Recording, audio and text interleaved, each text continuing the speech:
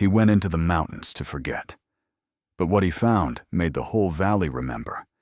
Caleb Darnell was just a broken man trying to outrun the past. Then he heard a sound that didn't belong to any storm or beast. A cry. Low, wounded, human almost. Beneath a veil of snow, a wolf lay dying, trapped, tortured, and silent. When their eyes met, something ancient passed between them. It wasn't fear. It was trust. And that trust would change everything. Before we begin, tell us where you are watching from. And if this story touches your heart, please subscribe for more. Missoula, Montana wore winter like a heavy coat, thick with silence stitched with fog. The kind of silence that didn't just muffle sound, it swallowed it. Snow dusted the ground in soft layers, blanketing the Bitterroot Mountains in white hush. Beneath that stillness, something ancient stirred. Caleb Darnell moved quietly through the trees. At 44, his face had grown into the mountain, rough with stubble creased by cold and time. Once he had been Missoula's most respected hunter, quick-eyed, sure-footed, the kind of man others followed into a storm. But since the accident that took his wife 3 winters ago, Caleb hadn't led anyone anywhere. He now lived alone on the edge of town, in a cabin his father built, spending his days walking trails that once held joy. Now they simply held distance from people, from memories from Molly. His boots crunched in the snow, slow and deliberate. The air smelled of pine bark and ice. Gray clouds hung low over the town below. Every breath from Caleb's mouth fogged like smoke from a dying fire. This wasn't a hunt. It was a ritual, a way to not fall apart. Then came the howl. It cut the cold air like a razor, wild and broken. Caleb froze. It wasn't the call of a predator marking territory. It was something else. A sound born from pain, not pride. The hairs on his arms rose. He tilted his head, listening. Once, then again. Farther up, beyond the ridge. He should have turned back, but he didn't. He moved uphill with the silent precision of someone who used to track for sport, then for survival. The trees grew denser, pressing close like old secrets. Snow fell heavier now. The path narrowed, and then just past a curtain of pine he saw her. The wolf lay in a clearing like a shadow half buried in the snow. Her fur was dark gray, almost black in the fading light. Blood stained her hind legs. Barbed wire dug into her haunches, binding her to a fallen branch. Symbols, crude, deliberate, had been shaved and carved into her fur, some still fresh with blood. She didn't growl. She didn't flinch. Her eyes, amber steady, met Caleb's without fear. They simply asked. He swallowed. Jesus. His instinct screamed at him to raise the rifle strapped to his back, but his hands didn't move. He felt seen. Not in the way a wild animal watches. No, this was different. She was looking through him. The wolf gave a low whine. Caleb dropped his pack, kneeling slowly in the snow. Every motion was calculated calm. The wolf didn't resist, didn't try to flee. She just breathed, shallow, hurting. He studied the bindings. Someone had done this deliberately. No trap he'd ever seen wrapped wire like this. And the symbols, they weren't random. He'd seen hunters leave markers in the woods, but never this. Not carved into flesh. As he worked to remove the first wire with a small multi-tool from his belt, his fingers trembled, not from the cold, but something older. Guilt. Grief. This wasn't what his father, Porter Darnell, would have taught. You see a wolf on your land, you shoot. No mercy, no second chances. That was the Darnell code. Generations of it passed down like rifles and resentment. But Caleb had broken that code when he stopped hunting. After Sarah died, an accident blamed on a misfire during a trip she had begged him not to take, he'd buried his rifle. He'd buried his marriage, and with it, most of himself. Molly, their daughter, had stayed with Porter since the funeral. At first, just to grieve. Then it became permanent. Caleb hadn't known how to talk to her without seeing her mother's eyes. Now she barely answered his messages. He didn't blame her. A sharp snap pulled him back. One of the barbs released. The wolf whined but didn't move. He whispered, "It's okay, girl. I'm not gonna hurt you." It felt ridiculous talking to a wild animal like a child. But something about her eyes made it feel necessary. He leaned in, working the second snare. Snow had melted into her fur, freezing again, in crystalline spears around her wounds. As he cut the final loop, the wolf let out a breath so deep it shook him. Still, she didn't move. Caleb sat back on his heels. "You're not normal," he said softly. The wind shifted. Somewhere deep in the trees, something cracked. A limb. A footstep. He turned alert. Nothing. Just the forest, watching. He reached into his coat for a small thermal blanket, easing it over the wolf's body. She flinched once, then settled. Her breathing steadied. The fog from her mouth rose and fell in rhythm with his own. That was when he saw the mark, more clearly a shape burned into the fur along her side. Not just cut. Branded. A symbol circles within circles cross-hatched like a twisted dream catcher. He'd seen something like it once, years ago in an old book about native legends, warding signs. But this was reversed, inverted, meant to attract, not repel. He took a shaky breath and looked up. The snow had begun again, fine, relentless flakes dusting the clearing in silence. Light was fading fast. He couldn't leave her here. Couldn't carry her either. He stood and pulled out his phone. The signal bars danced between nothing and a flicker. One bar. Enough. There was one person in town who might not laugh if he said he'd found a wounded wolf. Dr. Eden Lovell. He'd never met her in person, but her flyers were posted in every hardware store, diner, and gas station in town. Wildlife rehabilitation. Non-lethal intervention. Ecology. All the words that made Porter Darnell roll his eyes. Caleb had kept her card tucked in a drawer for 6 months. He punched in the number with clumsy fingers. After 2 rings, "This is Dr. Lovell. I found a wolf," Caleb said. "Badly injured. Not a trap. This was something else. Can you come?" A pause. "Where are you?" He gave her the coordinates. "I'm on my way," she said. Then silence. He sat beside the wolf until the snow nearly buried them both. Her name, though, he didn't know it yet, was Dustfire, and she had been waiting for him. Eden Lovell drove through the snow-choked back roads outside Missoula with a silent urgency. Her old Land Rover bumped and groaned as it climbed the ridge, headlights slicing through fog like a scalpel through flesh. She was used to strange calls, hit deer, wounded raccoons, the occasional mountain lion panic, but this one felt different. The man on the phone hadn't sounded panicked. He'd sounded haunted. She found him kneeling beside a motionless wolf, half buried in snow. Her eyes immediately scanned the scene. No blood trail leading in which want the animal had been held here. The barbed wire, the markings. It wasn't poaching. It was staged. Caleb stood as she approached, tall and still, like a statue carved from frost. She recognized him. Everyone in Missoula knew Caleb Darnell, even if they pretended not to.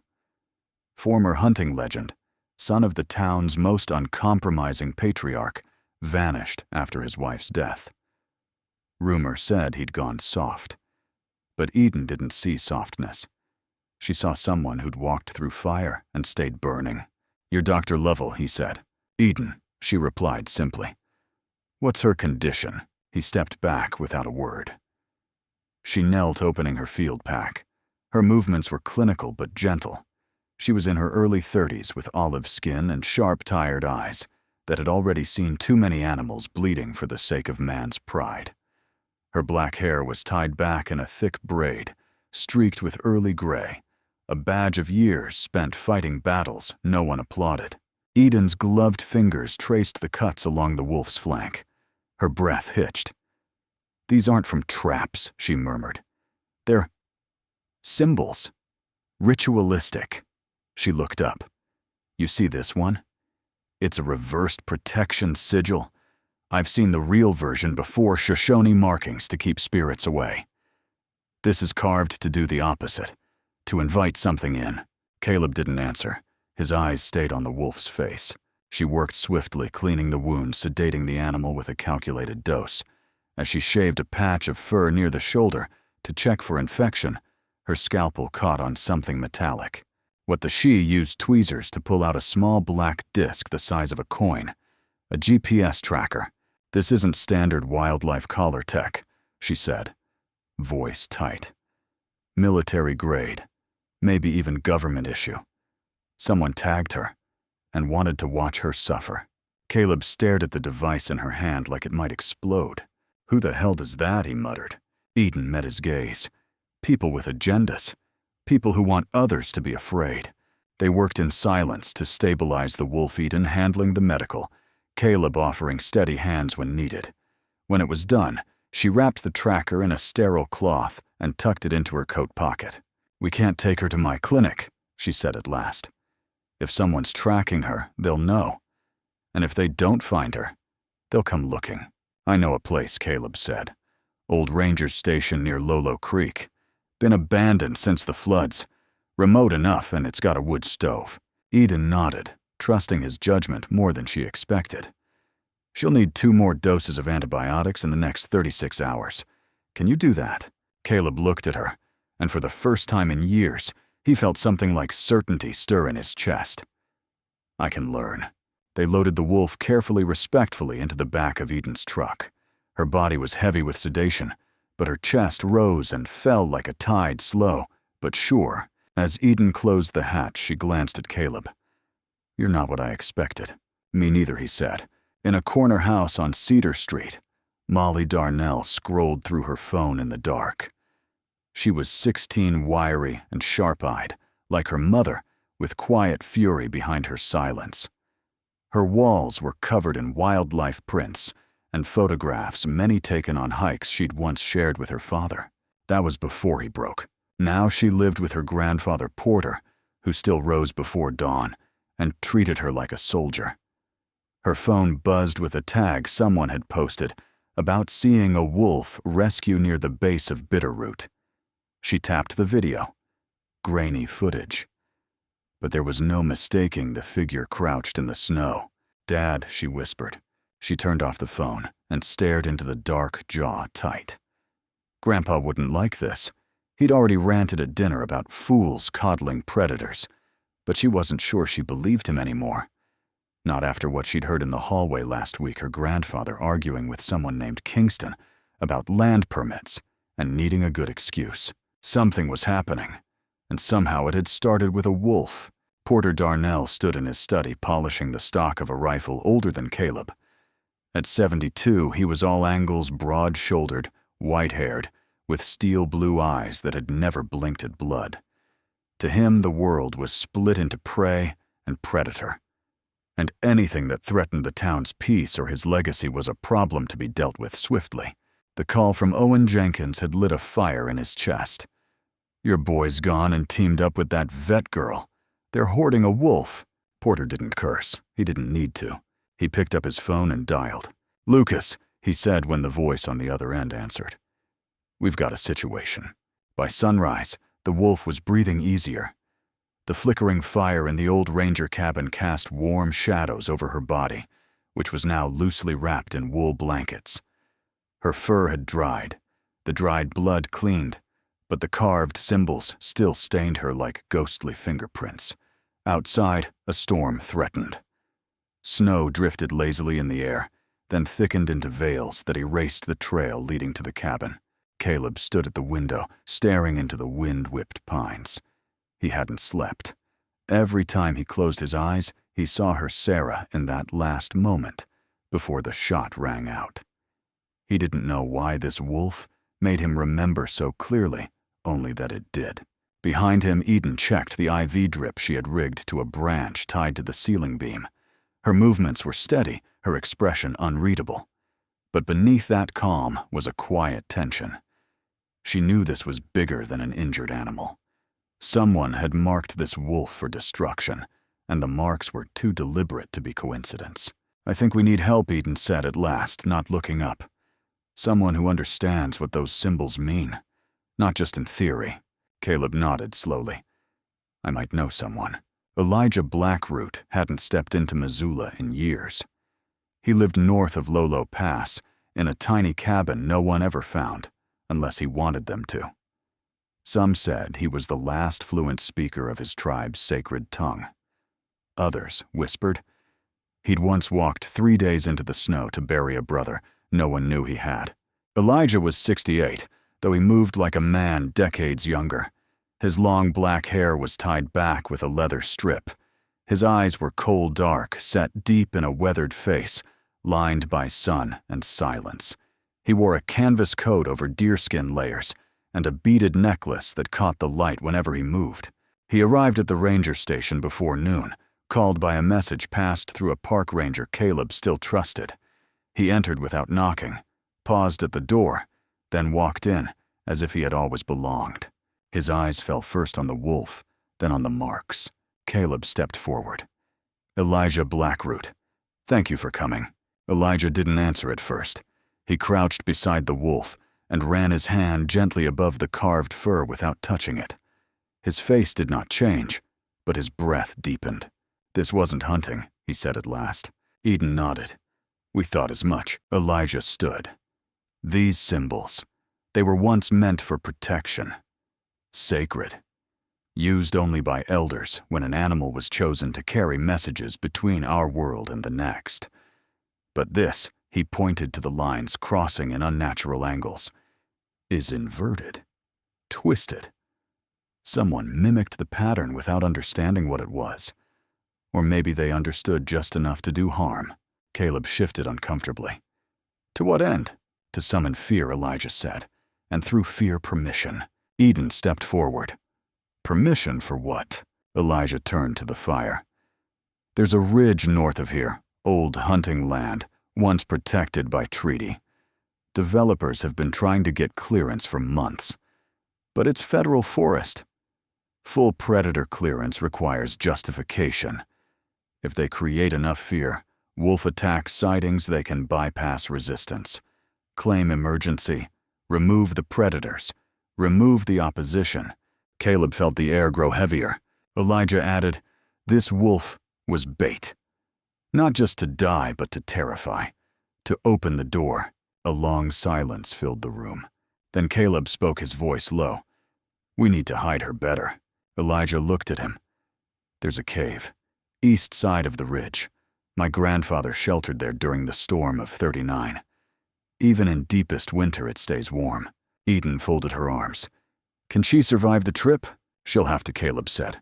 That evening, as snow thickened and the forest grew darker, the door to the cabin creaked open again. Molly Darnell stepped inside. She was bundled in a red wool coat too large for her frame. Snow clung to her boots. She had walked 4 miles uphill following footprints and instinct. Her hair was tucked beneath a knit cap, and her expression when she saw her father was unreadable. "Dad," she said. Caleb stared at her in stunned silence. It had been almost a year since they'd last shared a room. Molly looked past him and saw the wolf. "It's true," she whispered. "I didn't know you knew," he said. "I saw the video," she replied, then her voice dropped. "And I heard Grandpa. He's planning something. A sweep." Caleb moved toward her. "Molly, this isn't safe." She stepped back. "Neither is pretending nothing's happening." Eden cleared her throat. "She's right. And we could use an extra set of hands." Caleb glanced between them. Eden, his daughter, a wounded wolf, an elder who spoke with spirits. He realized he was no longer the man who chose solitude. He was being pulled back into something far older than family, deeper than hunting. Molly stepped closer to the wolf. Dustfire's eyes opened, and instead of fear, there was recognition. "She's not afraid of me," Molly whispered. "She knows," Elijah said softly. "You've come for her." Later that night, as they packed medical supplies and a stretcher into Eden's truck, Elijah told a story. "My great-uncle was trapped in a winter slide. Broke both legs. Thought he'd die. But a wolf found him. laid beside him every night for 3 days, kept him warm.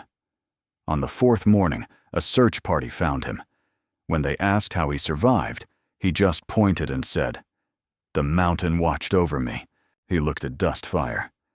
"Some wolves choose their people." Caleb said nothing, but the words echoed. As they drove into the darkness toward a cave older than maps, the wind howled behind them. Not wild, not violent, but warning. The storm had passed by morning, but the silence it left behind was louder than wind. The cave, nestled deep in the east-facing slope, remained hidden under layers of pine and ice. Inside, the air was still and warm enough for breath not to freeze, but Caleb's chest felt tight as he watched the wolf rest near the glowing coals of the campfire. Dustfire was healing slowly. But danger was no longer a shadow. It had become a shape with boots and rifles. From the ridge above, Caleb spotted them. 3 figures breaking away from the main trail, dressed not like forest rangers or hikers, but tacticians. The man in front moved like he was born to command. Hunter McCrae. McCrae was lean and angular with sharp cheekbones and a darker past. In his late 40s, he wore tactical snow gear and a chest-mounted tablet. His gloves were combat grade, and his rifle had seen more than deer seasons. Once a military contractor, he'd been hired by local developers for discreet ecological control. His reputation whispered through logging camps like a ghost story. With him were 2 others.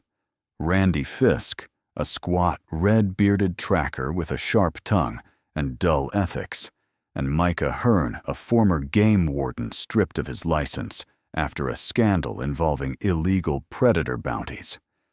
They brought dogs, 3 black hounds trained for blood scent, and a thermal drone buzzing faintly above the trees. McCrae Eden whispered from the cave mouth as she peered through binoculars.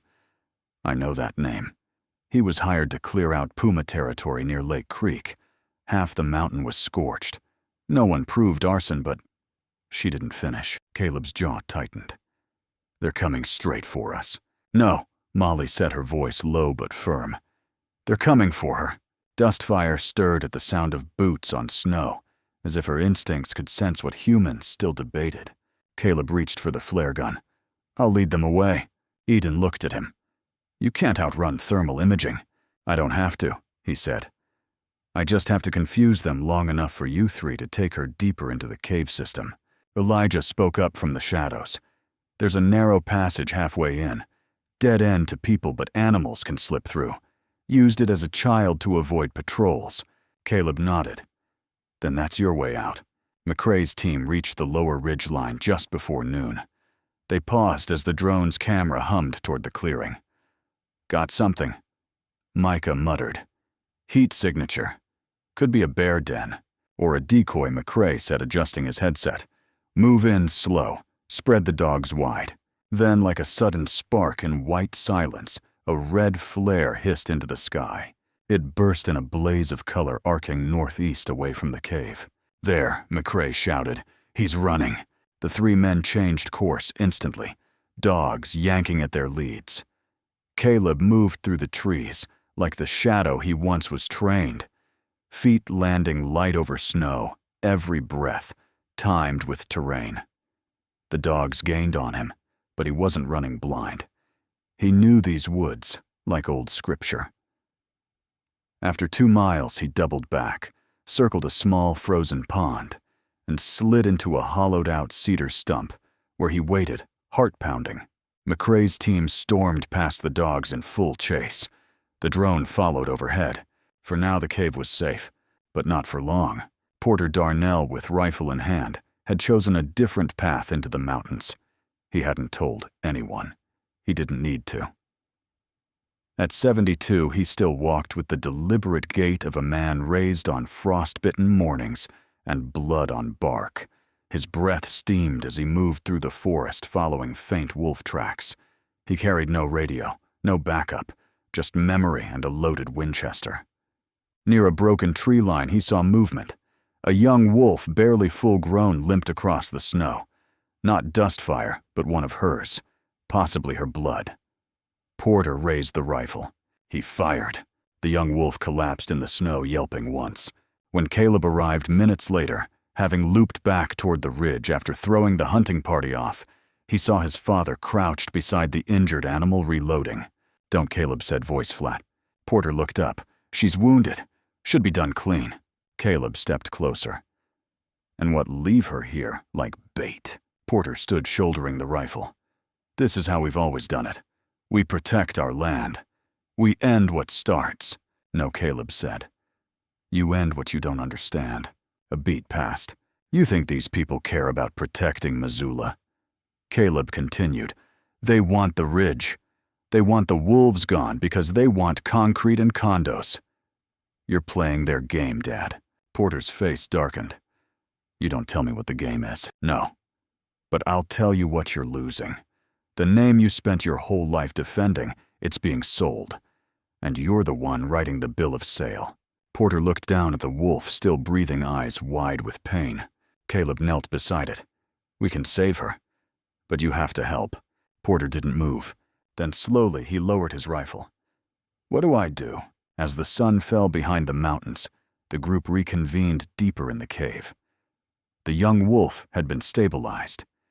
Eden treated the wound, while Elijah whispered calming words in Shoshone. Dustfire had crawled beside the younger wolf, resting her head on its flank, like a guardian spirit. Porter stood at the cave entrance, rifle slung, but hands unsteady. He didn't speak, but he watched his granddaughter brush snow from her coat, watched her kneel beside the wolves without flinching.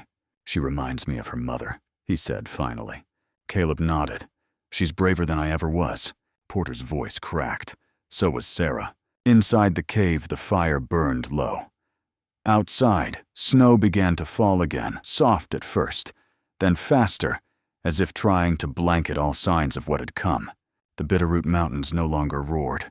They sang. A year had passed since the last snow-streaked chase, since blood stained the ice and fire lit the sky. Now the same ridge where Dustfire once lay dying bore a wooden sign carved by hand, Darnell Blackroot Wilderness Corridor. Federally protected, privately guarded, spiritually whole.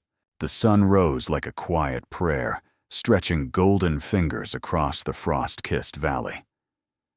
In the clearing outside the ranger's cabin, now converted into a modest education center, a group of visitors stood in silence, cameras and hand boots, crunching softly on packed snow. Leading them was Molly Darnell, now 17. Her once wild hair was pulled back beneath a ranger's cap, and a DSLR camera rested against her chest. Her voice, calm and bright, carried through the crisp morning as she pointed to fresh tracks on the trail. "That's Dustfire," she said. "You can tell by the spacing. She walks like she's dancing even now." The guests smiled, murmuring in awe. Molly's eyes flicked toward the trees where shadows moved gently. The pack was near, but hidden, watchful as ever. Molly's confidence came not from lessons in books, but from a life reborn. She had inherited her mother, Sarah's spirit, fierce in love, loyal to truth, unbending before cruelty. And now she passed it on with every step she guided into the wilderness. Behind her, the cabin door creaked open. Caleb Darnell, now 45, stepped into the light with a thermos in one hand and a journal in the other. He wore flannel and hiking boots, the old hunting rifle long gone, replaced by binoculars and handwritten field maps. His face, once carved in grief, now held the quiet lines of restoration. He was still learning to smile, but he was closer now. Caleb ran Darnell Guides, a new service offering ecological hikes and history tours through the valley. No guns, just stories and truth. He walked down to meet the group as they finished their hike. "How'd they do?" he asked.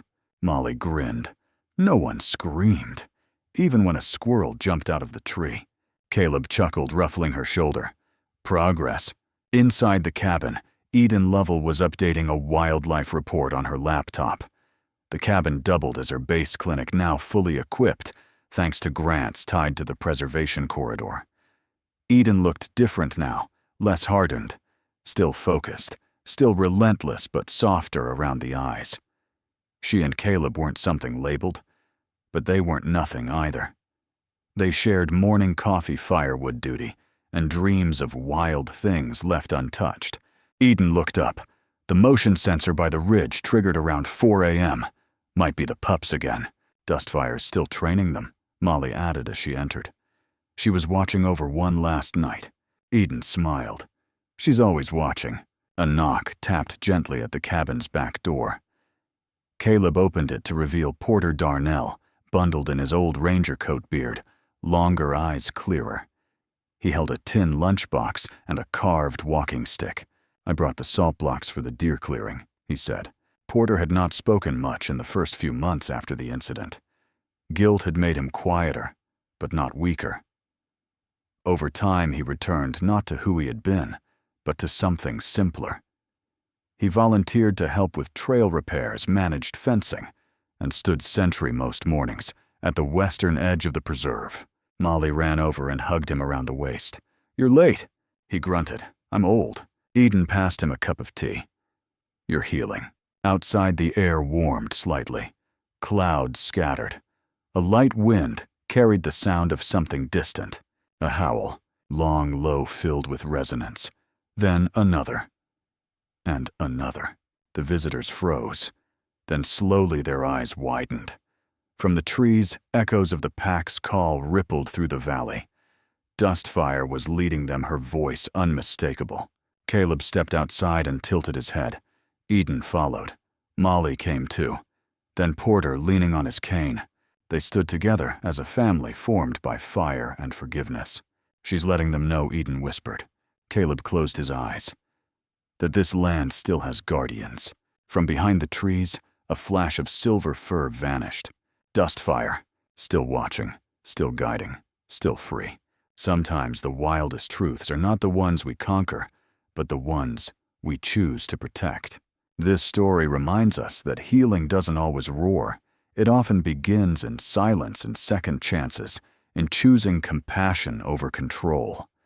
Whether it's a wounded wolf, a broken family, or a forgotten land, what we choose to protect shapes who we become.